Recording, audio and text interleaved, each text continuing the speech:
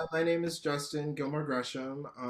I'm a senior now in the jazz department.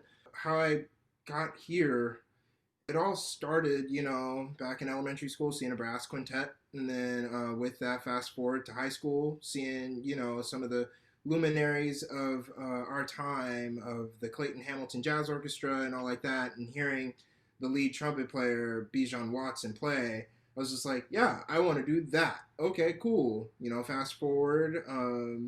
Here I am at USC, and I'm really excited. And currently just finished the master's application a few weeks ago, so hopefully I get in for that. It started out back in July, I want to say June or July.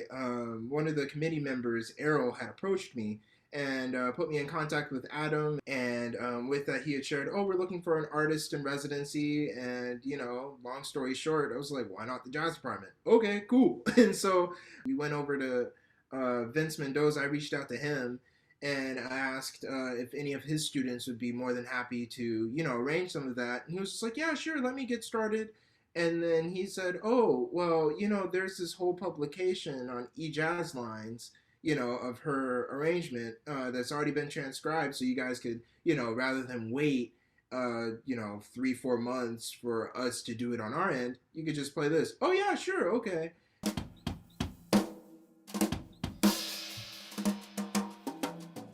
It was exciting, but also kind of like a big learning curve because we went about doing it kind of in an orthodox way. So normally, when it comes to recording the ensembles on our end, we normally have a click track and we give it to the drummer first, and then the drummer records to the bass. The bass player records to the drum track, and then from there we spread out all the other parts to the rest of the ensemble. But with that, since we were all kind of, our schedules didn't work out in that favor, Adam and I went about creating click tracks and sent that to the players. And we went about recording it in a week's time, and it was just kind of fun.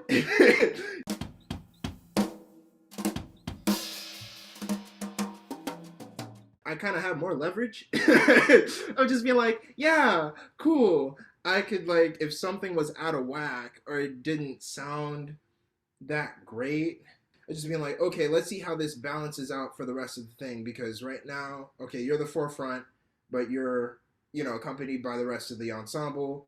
Now let's see how this plays out. And with that, it kind of more so gave me more facility and more practice on using DAWs, digital audio workspaces. I use Logic and all like that because I find that it's more easy to use and stuff.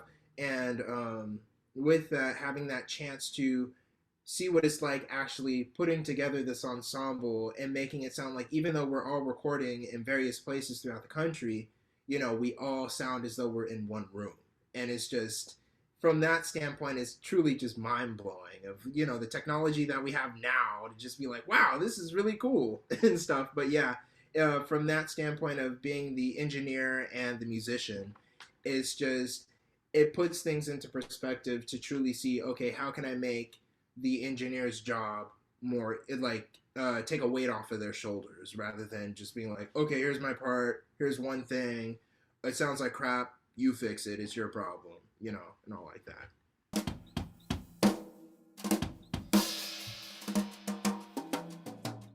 It's more so, this is one thing that hasn't been done recently, at least during my time here. Prior to this project, during my time here as an undergraduate student, the former head of the jazz department, Bob Menser, had shared my freshman year that the last time that they did something like this with a mesh between both the classical division and the jazz department was, I believe, in either 2013 or 2014.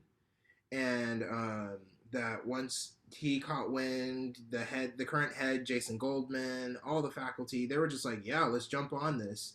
And it's just like, we hope that, I hope personally that this builds some type of, bridge of a new tradition that'll continue on, of like, it caught wind of, Dean Cudietta just being like, "Wow, you guys are doing something? Man, this is fantastic. Let's do this." And, speaking speaking to the higher ups about it and this seeing, okay, the students have this initiative to do this. All right, let's make this happen, on our full schedule. And then reaching out to the head of marketing, Evan Calby, was just like, wow, you guys are doing this.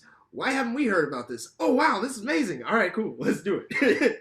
And all like that. It's like everybody's on board and it's just truly exciting.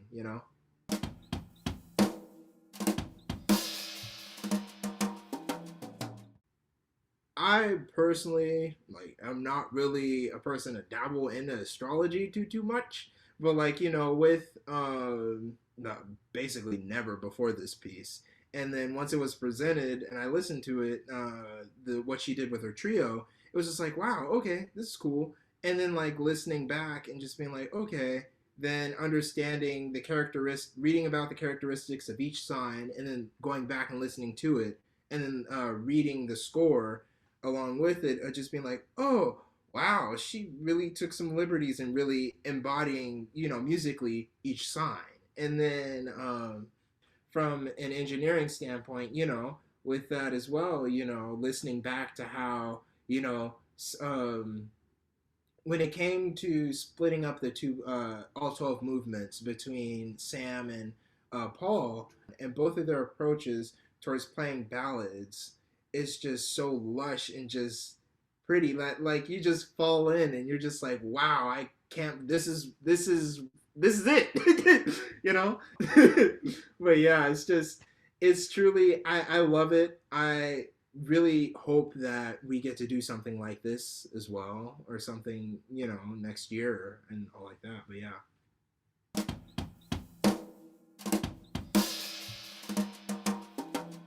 one thing that I truly love and was kind of taken aback by was the whole process of what it takes into the storyboarding of the video components. Seeing how, they go about the process, and reading through Linda's notes that she took, and seeing how, okay, let's listen to it. And that's where both Adam and I, for the first time, heard, the orchestra's portions laid on top. And it was just like, oh, wow, this is really cool. Okay. And of course, I made some notes about it. He made some notes as well. Both she, Adam, and myself were just like, okay, more in depth on the second movement, Taurus. So the look is supposed to be a bull in a china shop. And so with that, we had watched some ads of, a bull in a china shop, and an episode, like a clip from Mythbusters, where they said, okay, let's prove if a bull in a china shop, if they'll actually knock over the china. And then watching them actually, maneuver themselves around the delicate objects and all like that, and then finding photographs and all that fun stuff. And it was just like, wow, there's a lot of thought that's put into it, and it's just really beautiful to see, them go through that process and being able to, put in my 2 cents and saying, okay, cool.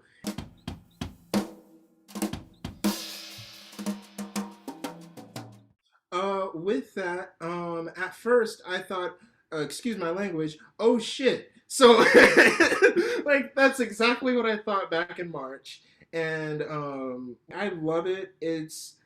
I love it for the aspects of having chances to learn and truly get to hone in on the things that you might be not as great in or proficient in. Of for me, it was just like, okay, let's work on yada yada XYZ. All right, cool, and spending more time on that, as well as with having okay, let's see what I can do in this aspect with, okay, let's see how this sounds of lead bone, trumpet four, and baritone sax all together. Does that match? And all like that, and making everybody more or less, even though we're all recorded remotely, sounding the same.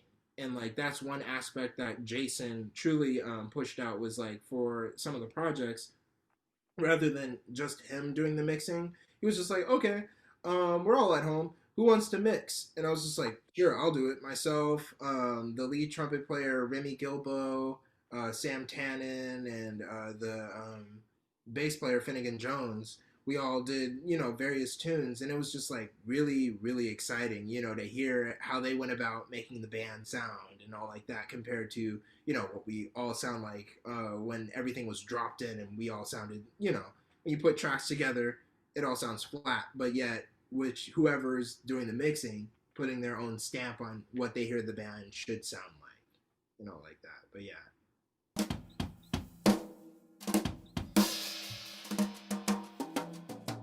Okay, Adam doesn't know this. This will probably be funny for you guys to just hear back. So hopefully this part doesn't make it into the promotional portion.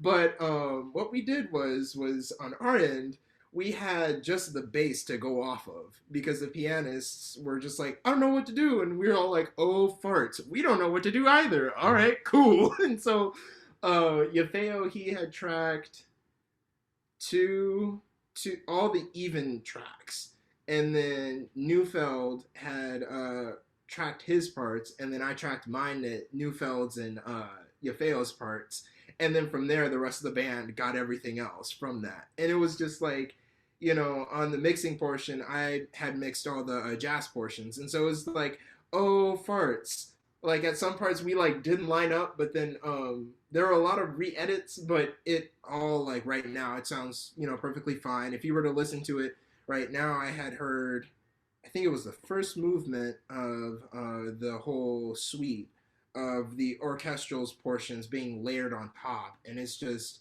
even though it's still a work in progress, it sounds just, it's fantastic. It's truly fantastic, and I can't wait for it to come out, beginning next Monday. Yeah.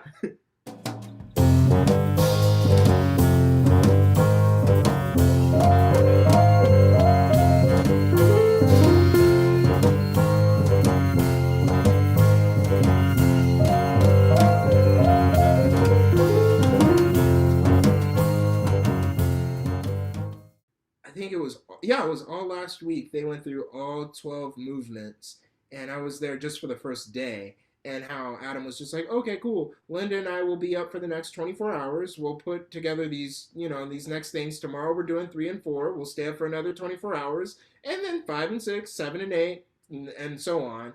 And that quick turnaround, because it's really inspiring to see all of this, and just like, being able, it's fun being one of the producers to just be like, okay, I did my half, have fun, and then just like being surprised. Like for me, having like the hands-on approach and seeing how everything works is just truly beautiful.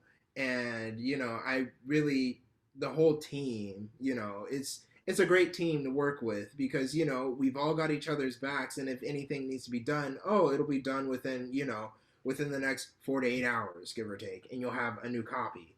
And with that, I just can't say, like, this is just a great team to be on. And yeah, I don't know if they know it, but I truly love it and all like that. But oh yeah, funny story with Aaron. Okay, so we were in, this was last Monday in the first meeting. I had never met him, and I was just like, right before, I think I was rushing in. I was rushing in from another meeting, another Zoom meeting, and said hi to everybody, and then didn't see Aaron. I saw Aaron for like the first time. I was like, yeah, Aaron, who are you? Like Adam just lost it. He like muted himself and was laughing so hard. And like Elaine's face was like, did he actually say what I thought he said? And I was like, yeah, yes I did. Who are you? And like he was taken aback. And I was like, no man, I'm not that mean. I was just kidding. But because like us jazzers, we're just like, we love joking with people all the time, like just being like, yeah man, can you play it? No, all right, cool, get out. Really? No, come on.